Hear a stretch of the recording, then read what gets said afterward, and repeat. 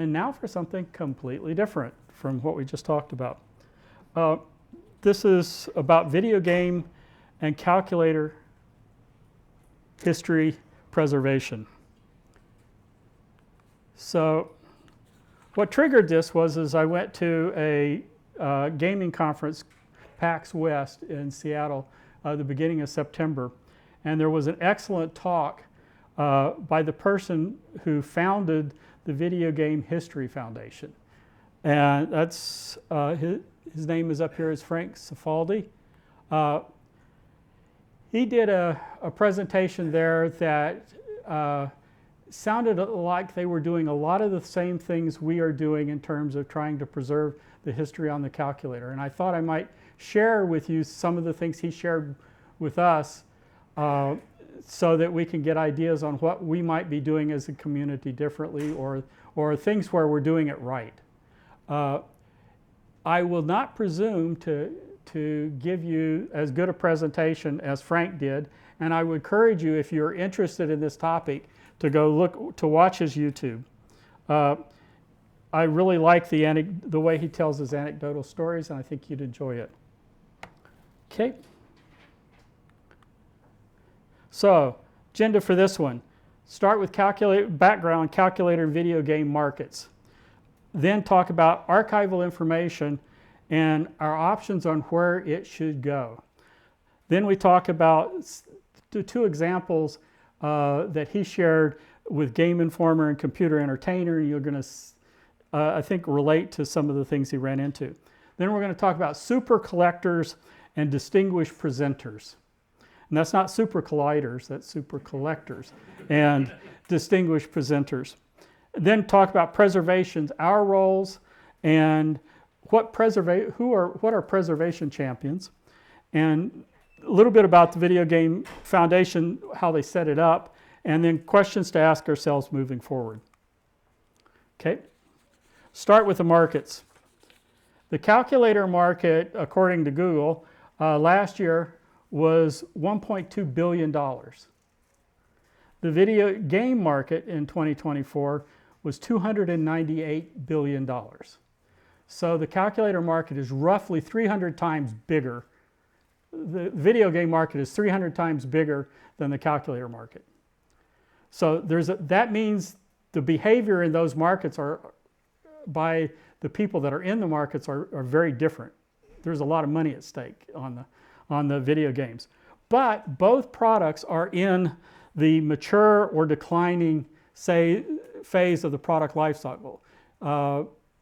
Calculators more at the beginning, calculators more at the end, so they're starting to decline. The video games are in the mature but not declining. Yeah?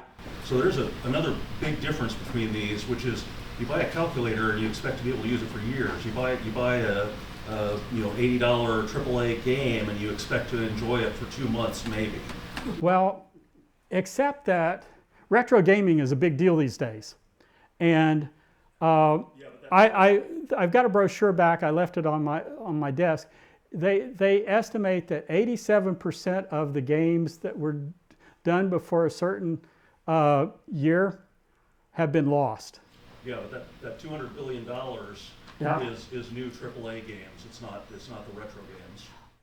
It's all sales. Those you say it's not the retro games, but it's a big part of Nintendo's business is to port some of their old games onto the Switch so that people can play them again. So a lot of GameCube games and Wii games and that kind of stuff are getting ported to new platforms. But it's a point well taken. A big part of that is new business. You're absolutely right. But they don't want. There is a huge part of the business, maybe as big as the calculator business, in retro gaming, and so losing those games is a big deal. So. The tables below are, again, a sampling, it's not the full list, of HP calculators by year, by intro year versus some of the video game systems by year. if you look on my presentation, you probably didn't notice on that first page, there's a picture of calculators and the video games clustered by year. Okay. So first, I wish my stuff was this organized. Okay. So archival material, where does it go? Well, 3 options. Option 1 is you just put it online, okay? Universal access, but only if people can find it, and they know where to look to find it, and when they go to access it, it's really there and they don't get 404 not found. Okay. An example of this is the Internet Archive, and how this was Frank's ratings, and I agree with him. Accessibility is high.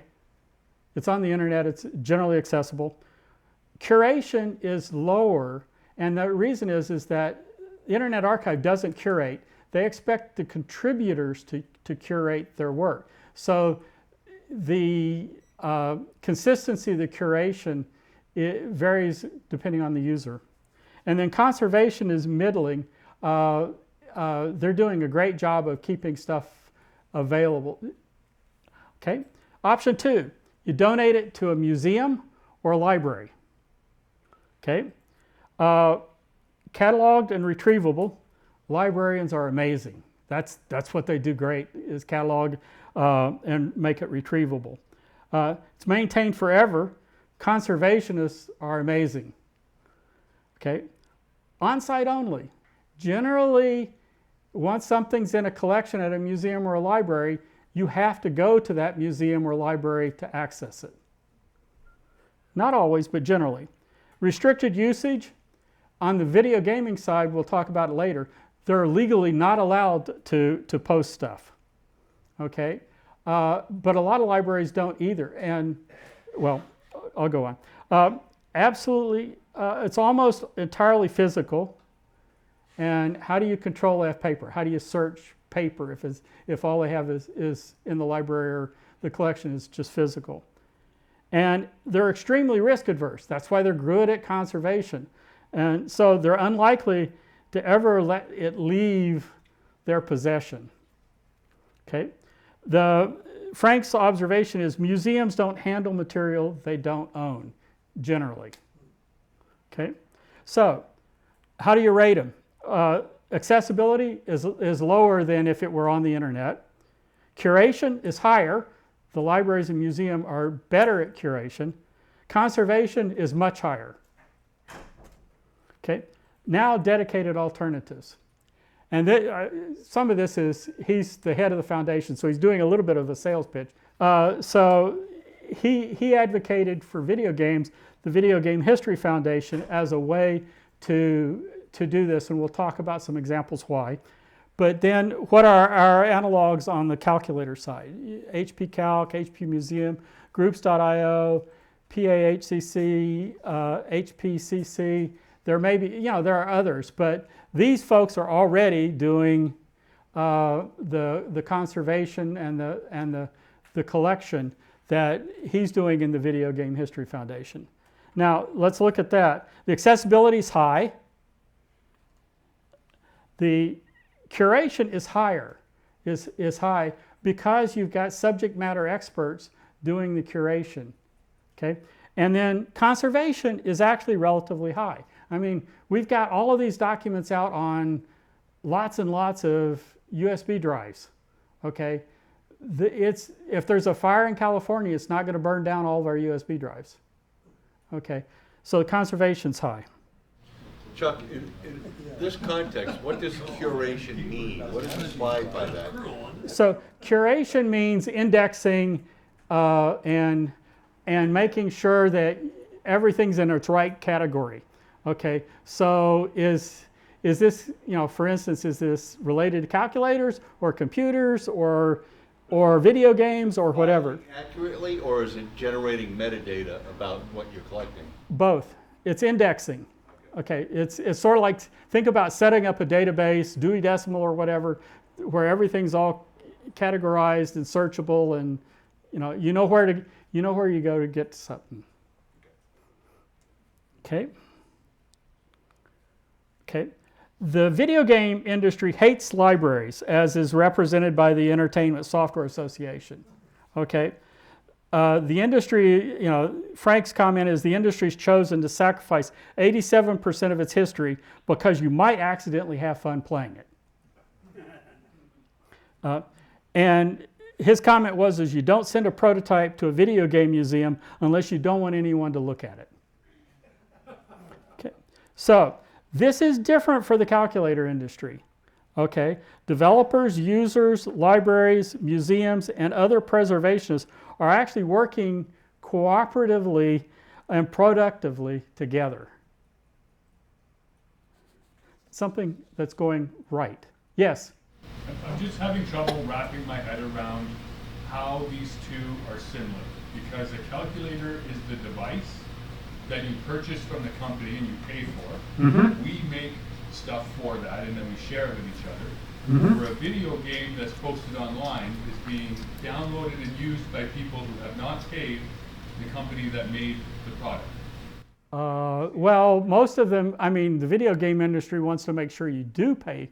Well, of course, they want to get just like, so if there was a way to make a calculator that you could reproduce and give away for free for your friends just because you bought the one, HP's going to shut you down pretty quick. What about the emulators and all the other stuff? There's hundreds of versions of HP calculators out on the Google Play Store and whatnot. So I disagree with what you're saying. There are differences, okay, and that's why the video game industry is going after it. But let me show you. Let me go on with some examples, and you'll see where the similarities are. I have my Game Boy FPGA. Yeah, let me get some examples where you'll see the similarities. Okay. Companies and preservation. This is one of the similarities. Okay. Companies, my comments, summaries are, he says companies are a black hole. That your work, they're motivated not to share your work. What you do is just as liable to hit a shredder as not. Okay. My comment is that companies focus on profit and loss, they focus on IP protection, and the changing corporate goals are often not conducive to preservation and conservation, even when it's in their best interest, like losing calculator ROM codes so that you can't reproduce the same calculator over and over again. So that's a major faux pas as far as conservation and preservation, if you can't even reproduce the product when you want to. So this is inherent in companies as far as profit and loss. Now that said, we had a talk this morning. HPs have recognized the value of preservation, and they are working and sponsoring Heritage Works, and that should have an E in Works, working with Heritage Works to preserve things, but we heard in the earlier talk that we may have lost the HP35S. So preservation is a challenge. And as Nicole presented, the time to preserve stuff, preserve ongoing development, is now while you're doing it. So let's talk about some examples to try to get the folks back to see that they're relatable. Game Informer was a magazine that was running from 1991 to 2024. They collected all sorts of stuff, press releases, prototypes, game samples. They collected a lot of this stuff in order to generate their magazine articles. Frank heard that they had a tour, but that some of the closets in their facility were not on the standard tour. And that intrigued him, so he went to their facility, and this is what he found in the closets. Okay. Can anybody relate to this? This is a massive collection. His comment was, by sheer size and density, this was the most important intact collection of video game history in the entire world. And it wasn't and the second one wasn't even close. So this was a huge collection. The filing cabinets had all sorts of correspondences with the various video game companies and whatnot. They lost the key to the filing cabinet. Okay, they had to drill the filing cabinet's locks to get into them. He said they don't like him showing that picture. Okay, so there was a preservation project, but there was some challenges. This magazine was still alive and kicking, and the materials that we just saw were from companies that were also their major customers. And so they, for copyright and relationship reasons, they weren't about to say, yeah, you know, have free reign and take this off site and do with it what you want. Okay, they said, you know, you have to do what you're doing on site. Okay, so what did Frank do? Okay, well, Frank and a team of volunteers relocated to Minnesota for 5 weeks. And as a part of that, they built a disk farm. This is a disk copying farm with NIMBY readers, multi-disk readers. They took the correspondences home in boxes at night to take the staples out and sort them so that they could scan them the next day. And when they were done, they ended up with boxes. This was what, you know, the result. They had 70% of the collection archived and digitized, 25 terabytes plus worth of data. And in June, they said, well, we'll come back, we'll continue this and finish up the collection in June of next year. Question. Yeah. Those boxes, what's supporting them? If I stack boxes more than 3 or 4 high, the bottom one gets crushed. I have no idea. Yeah, well, you don't know what's in them. So video game cartridges don't have the same weight that a solid paper collection would. So I don't know what's in there. So let me go on. Chuck, before you leave this example, I'm not leaving yet. well, who paid for all this time for these people to go there and do this stuff? The video game people donated their time. So 5 weeks of time. They spent, the total cost of this project was around, not counting people's time, was around, he estimated it around $40,000. So, And- video game wackos like us. Yeah. Okay. He got 5 volunteers to do it, and he and other folks donated the funds to pull it off from the foundation. Okay, so in June of, in May of 2019 and June of 2019, they said, well, we'll finish it up next year.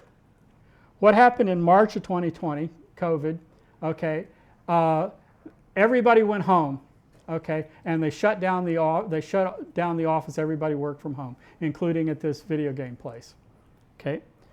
One of the things he said was a risk, and that reason he was interested in doing this is that the business model for the video game magazines wasn't that great, okay, and sure enough, Game Informer shut down in August of 2024, and they laid off all of the people. Then, America, as he said it, a miracle happened in 2025. They found new financiers that rehired all of the people that were laid off. But the closets and the game libraries were gone, were lost. Now, the good news, he said, is, the good news is that in December of 2019, they had impressed the Game Informer folks so much with their professionalism and all the work they did on cataloging that since they now had digital copies of all of this stuff, that everything they had digitized they could take to the foundation. So they hired a truck in December of 2019 and loaded up all of the 70% of the stuff that they had archived, and they said they hired the most secure truck and they hired a guard to go with it because all of this stuff was one-of-a-kind stuff that if the truck got lost, they'd lose it.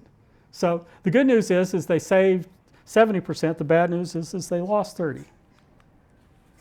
Next example is Computer Entertainer. The Video Game History Foundation acquired the rights to this magazine, Computer Entertainer. This was a significant magazine for the business because it stayed alive when, if you remember, towards the end of the Atari days, the video game market tanked and everybody got out, and Nintendo advertised their NES system when they came back as a robot game system. They did not, they advertised it as a video game because the video game market was, in their mind, dead. Okay, except they knew it wasn't dead because it was doing really well in Japan.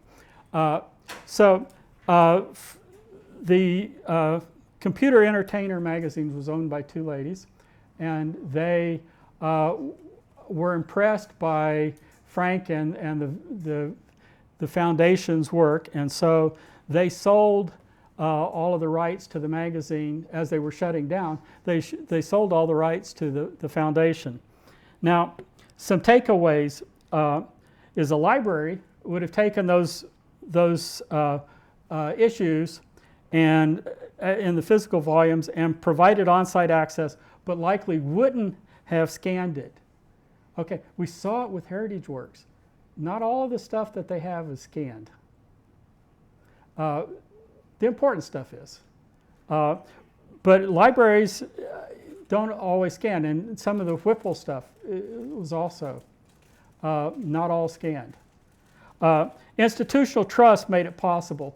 The owners, this was their baby, and they wanted to make sure that whoever got access to it would take care of it.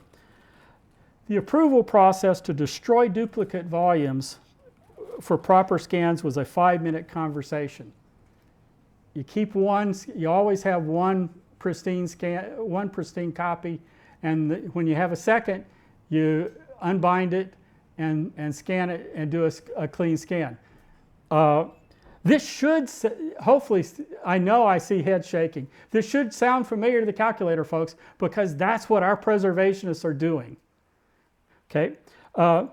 They ended up with a searchable, readable, and downloadable collection of these magazines that you all have access to on their website, just like our calculator preservationists.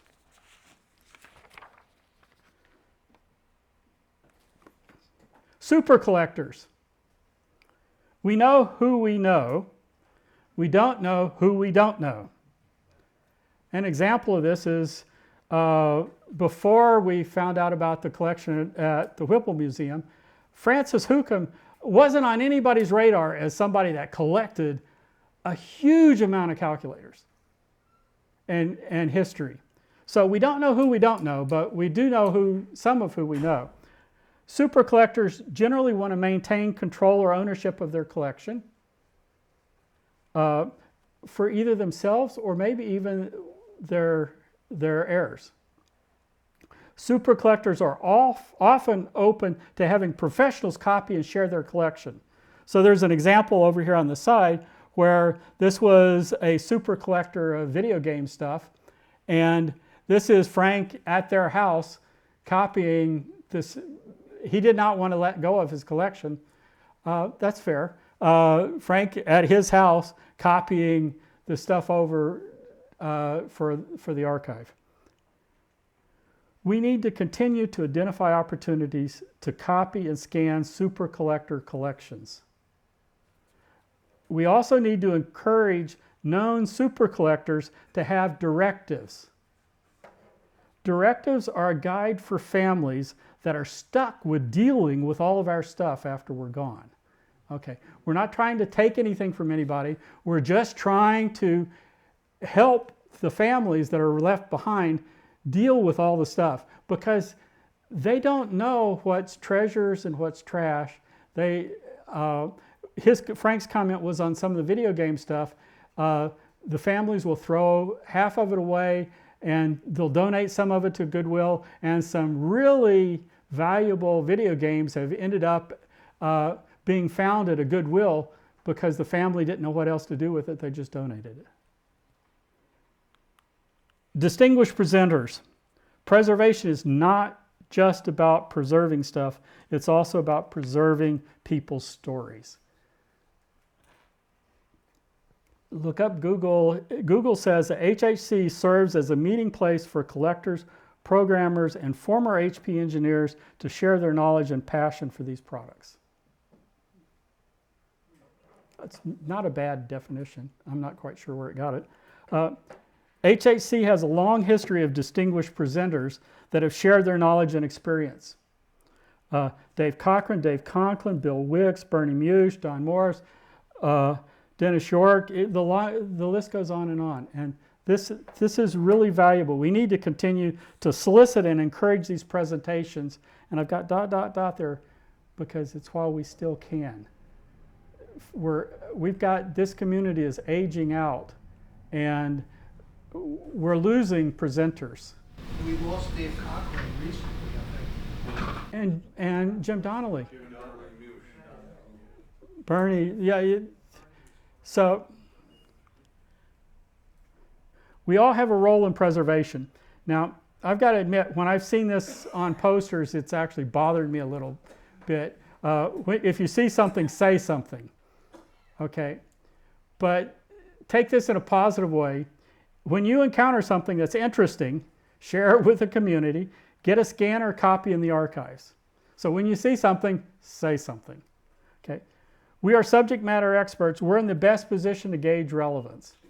Okay? The group has been doing excellent work at identifying and preserving history. The conference drive is an excellent example. Preservation champions. What's the definition of a champion? Look it up. It's a persistent advocate who promotes an idea or cause. Preservation champions are defined by an unwavering support for preservation, are self-motivated, often uncompensated, have library skills at indexing and categorization, have scanning and OCR expertise, media duplication expertise, websites to share and disseminate information, storage technology skills, database skills. We all need to acknowledge, appreciate, reward, recognize, award, and reward these champions, okay? These folks are doing an invaluable service. And I'll call out two, although there are a lot more than two in this room. Eric and Jake are doing awesome stuff for all of us. Next, go through this quickly. When they set up the foundation, the first thing they did is hire a librarian to do the indexing, the database figuring out. The next thing they had to do was invent multiple things. OCR that actually worked. A fair use argument for out-of-print magazines so that you don't get sued. A custom front end to do searching or accessing. Complete catalog of the magazines or the things that you want. Scanning tools and processes, buying duplicates to scan, selling duplicates to fund, and partnering with community scanners to help share the work. Okay, calculator preservationists, especially our preservation champions, know all of the things on this list. This is not a new list to these folks. Eric and Jake have done this already. And that's how it relates video games to, you were asking, how do you relate video games to calculator? This is bread and butter. This is the exact same kinds of stuff. Okay, next steps. Forget how things are done now. How do we want things to do? How do we want things to be done? How can you advance historical preservation within your circles? How can you promote change from within?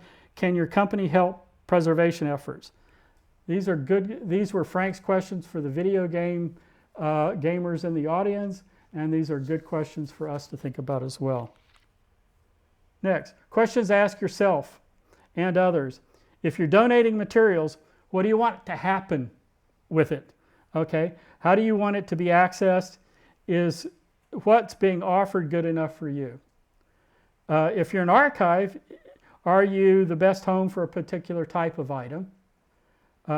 If you're donating money, how do you want the money spent?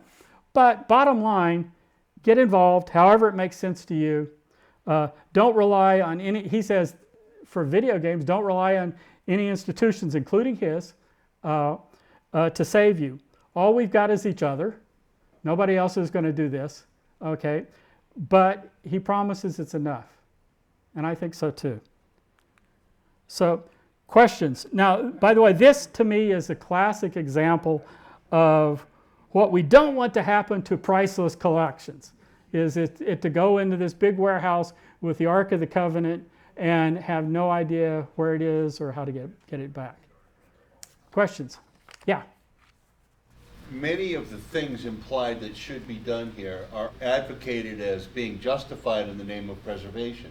Do they address that at all, or is it just not talked about? That's what he talked about in terms of establishing fair use principles for the various parts of the collection. For us, we have a lot better advantage than he did. He's in an industry where people their default is not to share, is to destroy rather than to share. That's the default on the video game side. Okay. In the calculator business, we're actively partnering with the developers, with the developing companies, with libraries like Whipple, and so libraries and museums. So we're doing it right. I think in that respect we're doing it right. Is you partner with these folks and you don't become adversarial. There's other places in there where he talks about how they work together. So like the Monkey Island example for distinguished presenters, he actually worked with Ron Gilbert, who was the creator of that game, and he came across the source code for Monkey Island, and he said, "Whoa, what can I do with this?" And because they knew that Lucas was actively owning that property, and so doing something with that might trigger an allergic reaction. So he worked with Ron Gilbert. They had a YouTube web conference where Ron talked about the development of it and went into all sorts of detail.